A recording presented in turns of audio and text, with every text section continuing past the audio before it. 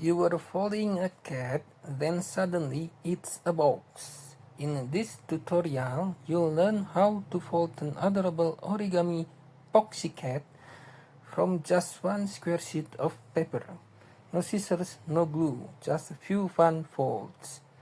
Turn it over and it becomes a handy little box for storing tiny treats or jewelry, or simply a cute decoration to brighten up your desk.